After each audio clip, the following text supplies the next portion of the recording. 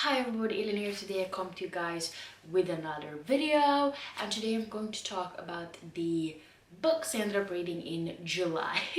So in the end of July, the very last day actually, I got the flu, so that's why I've been a bit incognito this last week, and I'm still not feeling 100% well. I'm feeling a little bit shaky as standing up like this right now.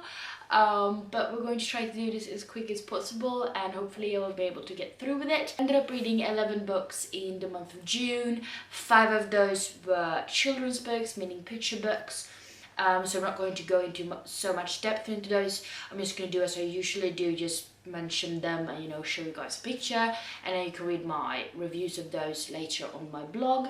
But yeah, let's get to it. So the first book I ended up finishing was Warrior of the Wild by Trisha Levenseller. This was one of my most highly anticipated releases.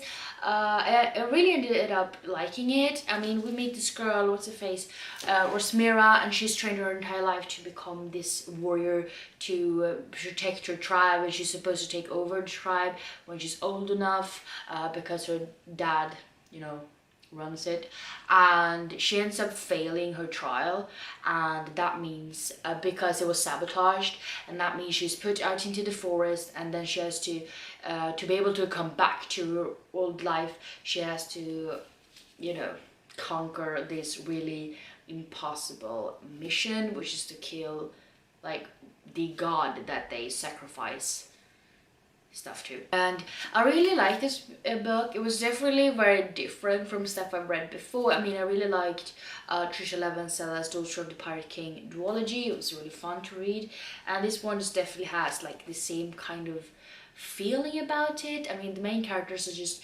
Rosmira, and she ends up meeting 2 boys in the forest as well, and they're really funny and smart, and they like complement each other so well, and it's really fun to follow them on their, they try to finish their quests and stuff, and it was really fun. Some things I didn't really click with that much, but I ended up giving this book 4 out of 5 stars, I believe. And the second book I finished was Words of Radiance Part 1 by Brandon Sanderson. This is the book I was supposed to finish in May, as always. I'm a little bit behind, but I really do like this series. Really hard to describe, still haven't come up with a way to do it properly, but it's Brandon Sanderson, it's magic, it's war, it's about power, and have swords, shard blades and shard plates, and these are like sort of magical abilities, and it's very sought after to have a shard blade or shard plate, and there's like war going on around them, and people trying to win these from each other and stuff like that. It's really cool magic, actually. I really do like the characters. My favorites are Kaladin and Adeline and Dalinar. But yeah, I really like the series so far, and I like the fact that the characters like histories are starting to come together a little bit more, and I'm interested in finding out what's going to happen next. But I think I ended up giving this book 4.5 out of 5 stars. Then I also ended up reading this little guy. This is Memento, which is an Illumine Files novella by Amy Kaufman and Jay Kristoff. And in this one, we get to know Aiden a little bit better. And this one, to be able to get this one, you have to like pre-order Aurora Rising, which I did, just to be able to get my hands on this one, and it was so good. And I mean, I hate Aiden, but I think he's so cool. So I don't want to say too much because I feel like, spoilers, but you get to know Aiden a little bit better, although he's not the main character in this, but it was definitely worth the money because I enjoyed this so much. And I think I ended up giving this book 4.5 out of 5 stars. I had to read Aurora Rising by Amy Kaufman and Jay Kristoff. It finally arrived. Took very long because I ordered from Good Choice Reading to be able to pre-order Memento, and it took a while, but it's here now. I read it, I loved it. So this is sort of a sci-fi story as Illuminati Files is as well, and these two have definitely become two of my favorite authors. So I mean, I obviously need to pick this up. This was definitely one of my like top 3 most anticipated releases of the year. And in this one we meet Squad 312, and in this one we meet Tyler, and he was actually supposed to be like the squad leader of Squad 312, but he ended up missing the draft, meaning he was one of the top students, so he was supposed to be able to pick pretty much anyone he wanted. But since he missed the draft, he ended up with all of the people that nobody liked. And it sort of summarize it is a cocky diplomat with a black belt in sarcasm, a sociopath scientist with a fondness for shooting her bunkmates, a smart-ass tech whiz with the galaxy's biggest chip on his shoulder, an alien warrior with anger management issues, a tomboy pilot who's totally not into Thai, in case you were wondering. And it was just so fun because they were sort of like the misfits of this academy, and they all just add so much to the story. They're really fun, and there's a lot of sarcastic characters, which I love, and they're all really kick-ass in their own way, and they definitely added to the story. And the story was so hard to predict. There's all these like twists and turns and stuff like that, and it was just so entertaining. And I don't really know how many books there's going to be, but I think it's at least 3, possibly even 4. But yeah, they had to save the galaxy, and shit goes freaking down, and it's really funny.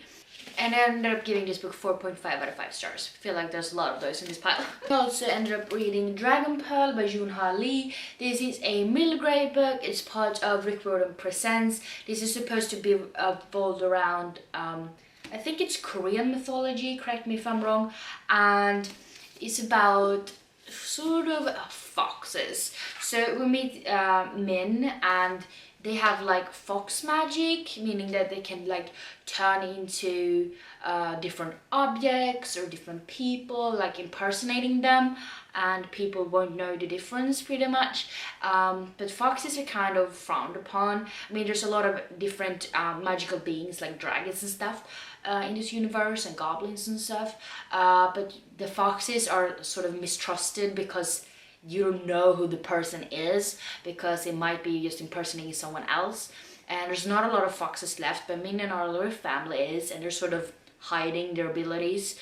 But one day this man comes to inquire where Min's brother is, whose name I can't remember, where her brother June is, because he joined the sort of space force that they have, and then he deserted, and they want to figure out why. Was he really after the Dragon Pearl, which is this sort of big mysterious thing that's supposed to help the world be better to live in? And Min doesn't really want to believe that he deserted, because she doesn't feel like that's his way, so she's worried that something happened to him. So she goes out looking for him, and shit goes down.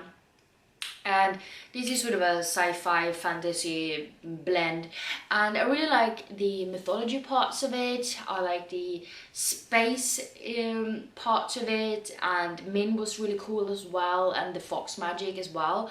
But I feel like it was just so many places where it was just too slow and nothing happened, and then there was some parts where it was just shit happening over and over and over again, but it was just too much like slow parts and some stuff that I really find that interesting. So I ended up giving this book 3 out of 5 stars. The Outcast by Tara Mathru. This is the prequel to the Summoner series. So in this one we meet Arcturus. I can't pronounce his name. Arcturus, we're gonna go with Arcturus.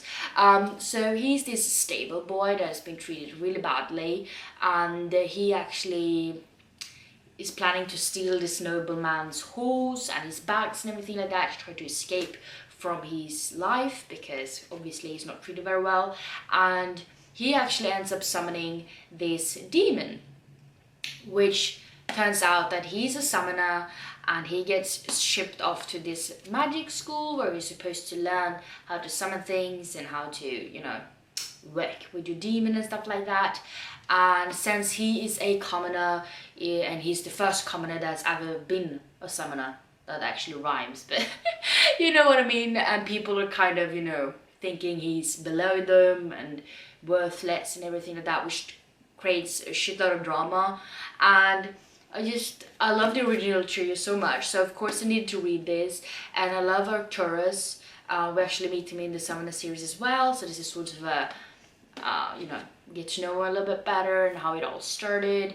And I really like this book. It's such a fast-paced book, and I love the magic system and the magic school, and I love the demons, and like shit really goes down in these books because it's just so much war and politics and stuff like that.